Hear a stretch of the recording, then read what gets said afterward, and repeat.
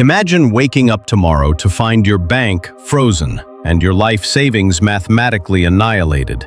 The money in your wallet is suddenly worthless. You are living inside a fragile trillion-dollar hallucination, and the elites are about to pull the plug. Will you survive the fallout? Close your eyes and imagine the exact moment your financial life flatlines. Imagine the heavy knock on your front door, the cold, mechanical eyes of the debt collectors. They take the keys to your car. The bank changes the locks on your home. The courts strip you bare, liquidating your entire existence down to the last cent, while your credit score is obliterated. Personal bankruptcy is a visceral, humiliating, and brutally physical violation. They come for your things, and they do not leave until your pockets are completely empty. Before we descend into the dark abyss of global finance, if you want to uncover the hidden truths of the money that controls your life, hit that subscribe button right now. Your support fuels this channel and gives us the drive to keep exposing the financial matrix you live in. The Wealth Ladder 6 welcomes you to a reality check most people will never comprehend until it is far too late. Now, take that agonizing image of personal ruin and scale it up to an entire nation.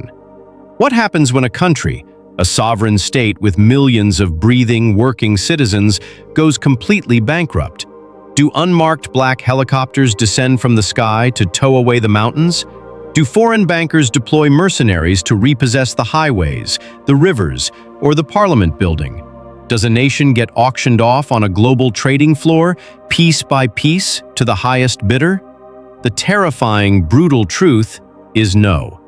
And that is precisely what makes a sovereign default the most misunderstood and deeply horrifying financial cataclysm on Earth. Listen to me, and listen closely. When a nation bleeds out financially, there is no global bankruptcy judge sitting in a marble courtroom waiting to hand down a sentence. A national default is, stripped of all its complex academic jargon, chillingly simple. It is the moment a government looks its creditors, and its own people, dead in the eye and says that they are breaking their promise. They will pay late, they will pay less, or they will not pay at all. But if the physical borders remain untouched, if the factories still stand and the citizens still wake up to drink their morning coffee, why is a national bankruptcy a death sentence? Because the entire global financial system is not built on gold. It is not built on oil, and it is certainly not built on the ground you walk on. It is built on a shared, fragile hallucination. It is built on trust.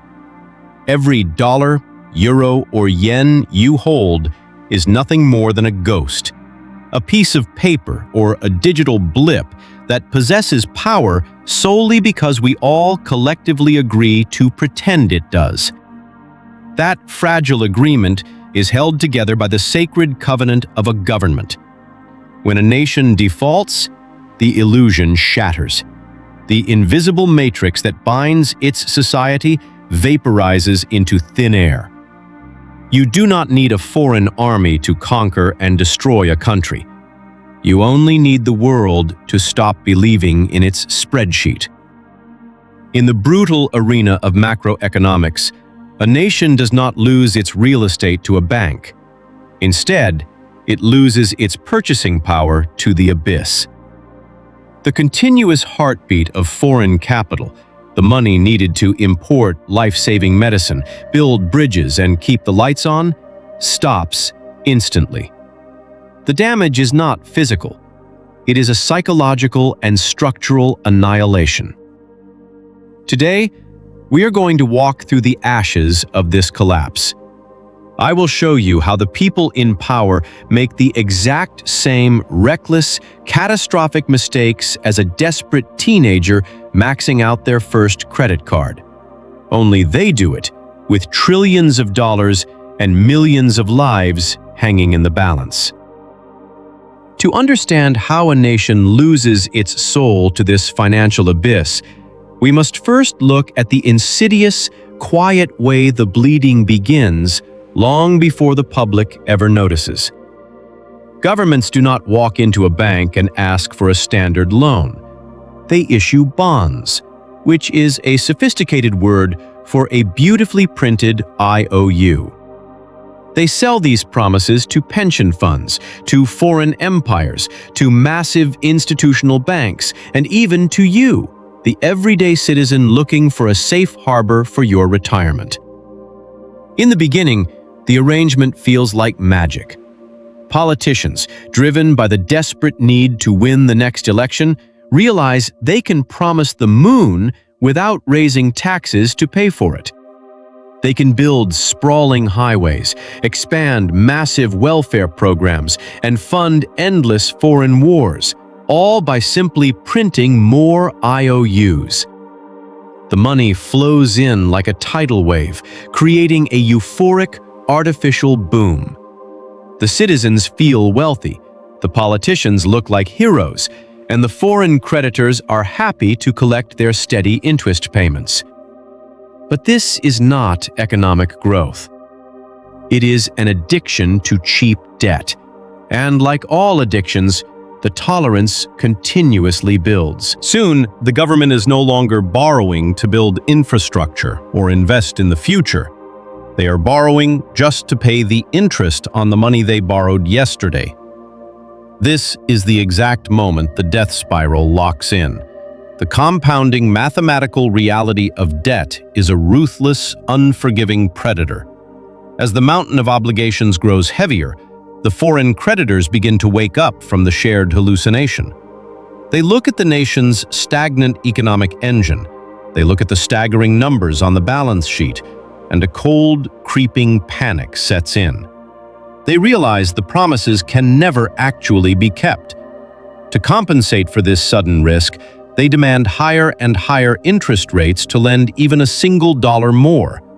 Suddenly, the nation is caught in a trap where servicing the debt consumes the entire national budget, starving the schools, the hospitals, and the military. The government is backed into a terrifying corner with only 2 doors left to open, and both lead straight to hell. They can either confess to the world that they are broke and default on their bonds, or they can command their central bank to magically print the trillions of missing currency out of thin air.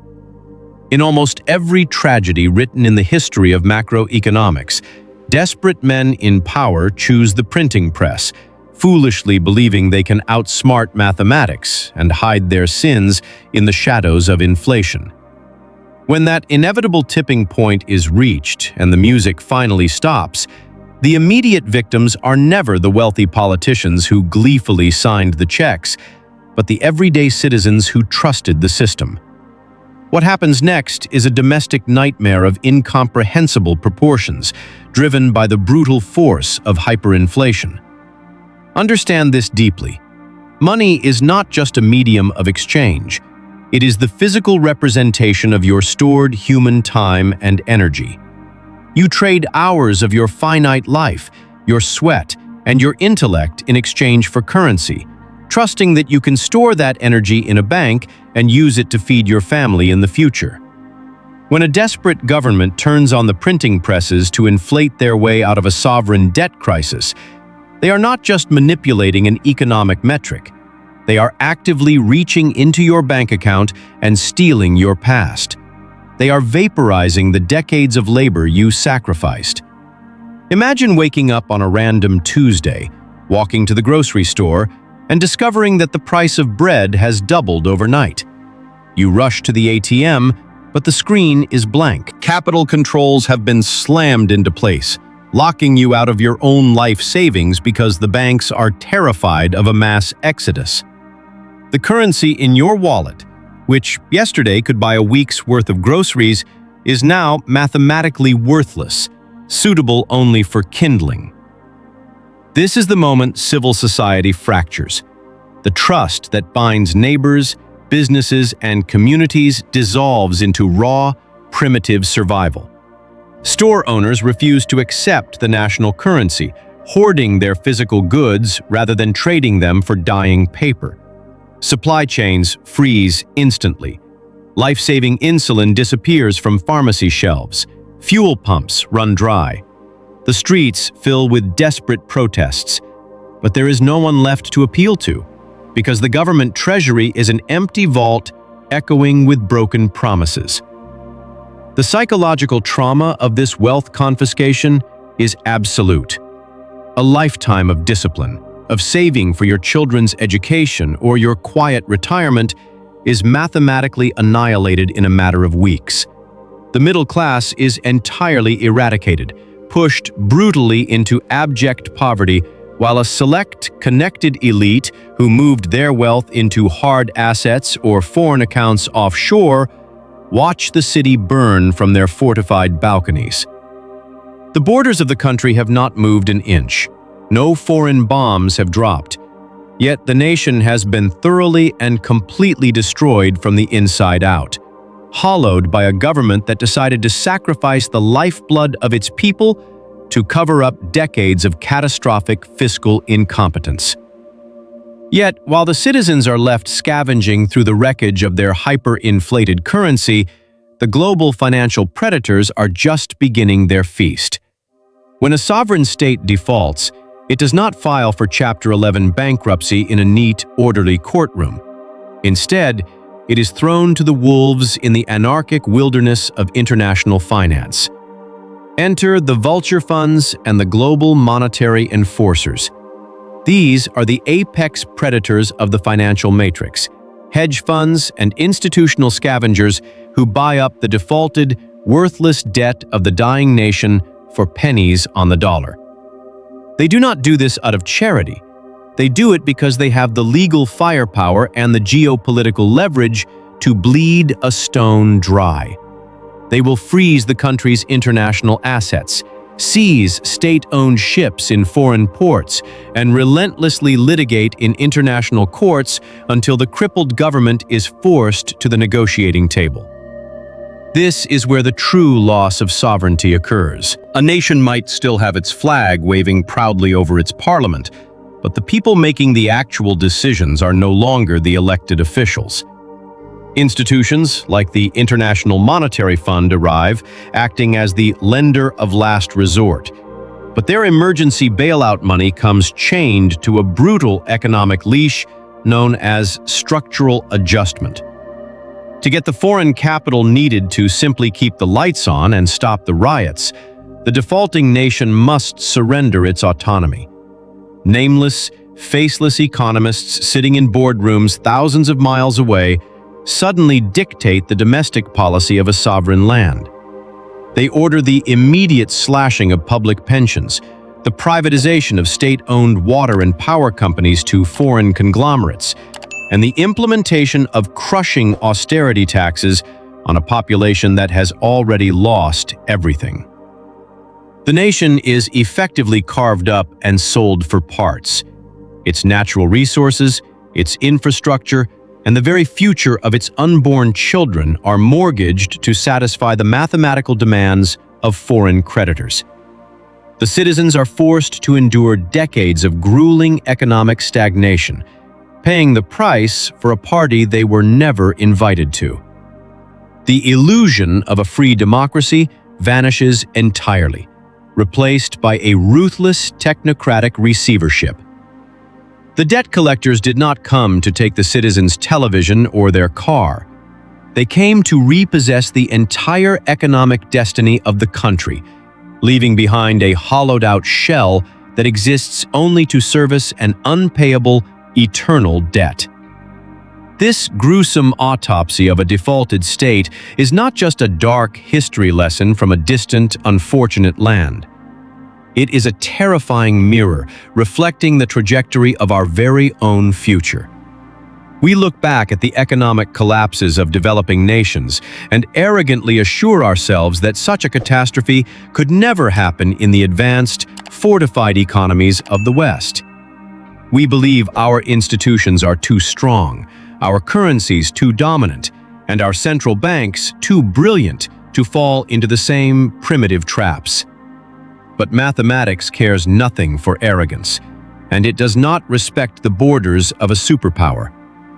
Right now, the most powerful nations on Earth are running the exact same playbook, merely masking it with more complex vocabulary.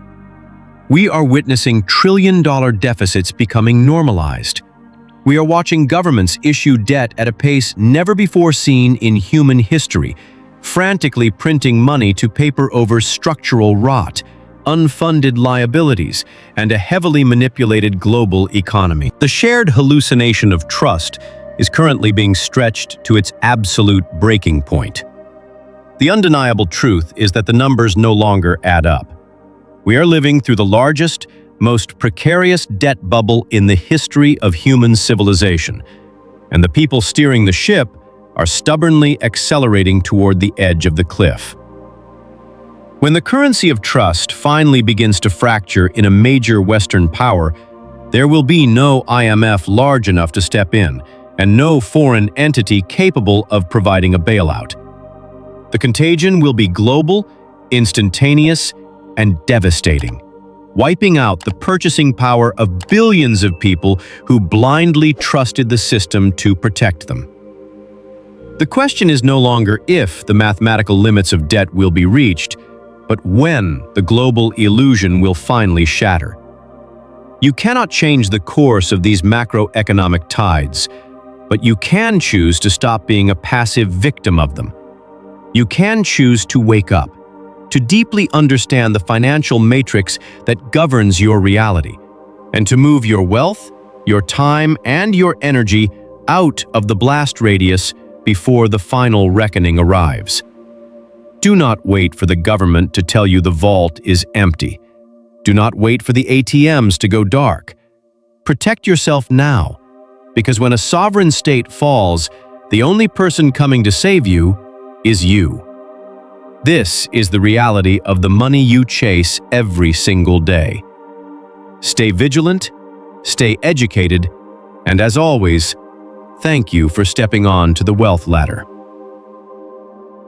The anatomy of a sovereign debt crisis is a chilling testament to the destructive power of unchecked fiscal irresponsibility. It begins quietly with the intoxicating allure of cheap debt, as politicians fund unsustainable promises to secure their own power, trading the nation's future for temporary, artificial prosperity. When the burden becomes mathematically unpayable, the inevitable default or desperate turn to the money printer triggers devastating hyperinflation. This is not merely an economic metric shifting, it is the physical confiscation of your stored life energy. A lifetime of disciplined saving is vaporized overnight, eradicating the middle class and plunging society into primitive survival, while international financial predators carve up the hollowed-out nation. The ultimate tragedy is the total loss of sovereignty, as faceless technocrats dictate domestic policy and auction off the country's future to satisfy unyielding foreign creditors. This grim reality is not confined to developing nations of the past. It is a dark mirror reflecting the current trajectory of advanced Western economies. Trillion-dollar deficits and unprecedented money printing are pushing the global financial system to the edge of a catastrophic cliff. The numbers simply do not add up, and the global illusion of fiat stability is fracturing. When the music finally stops on this historic debt bubble, there will be no bailout large enough to save those entirely dependent on the system. The collapse is a mathematical certainty, entirely indifferent to the arrogance of superpowers. You must recognize this macroeconomic reality and actively shield your wealth from the impending fallout before the illusion shatters completely. The most vital truth to extract from this financial matrix is that fiat currency is not a reliable store of your time and energy. It is a political tool, subject to the desperate whims of failing governments. Trusting an over-leveraged state to protect your purchasing power is a guaranteed path to financial ruin. True financial security requires recognizing that your wealth is only safe when it exists entirely outside the blast radius of central bank manipulation. You must stop treating the fiat currency in your bank account as a safe, long-term savings vehicle. Right now, aggressively transition a portion of your wealth into tangible, hard assets that cannot be printed or debased by a central bank. Educate yourself deeply on decentralized stores of value, precious metals, real estate, and productive assets that maintain their intrinsic worth regardless of governmental collapse. Focus on eliminating bad variable rate debt, building independent income streams, and becoming your own central bank. Secure your family's future through personal financial sovereignty, taking proactive control today rather than relying on the fragile promises of a deeply indebted state. If you had to choose just one hard asset to protect your family's wealth during a severe economic crisis, what would it be? Please drop your answer in the comments below. We would love to read your perspective, and your insights will help our entire community learn and prepare together. If you found this content valuable, please hit the subscribe button. Your support gives us the motivation to keep producing deep, impactful financial education. Thank you for being a part of the Wealth Ladder.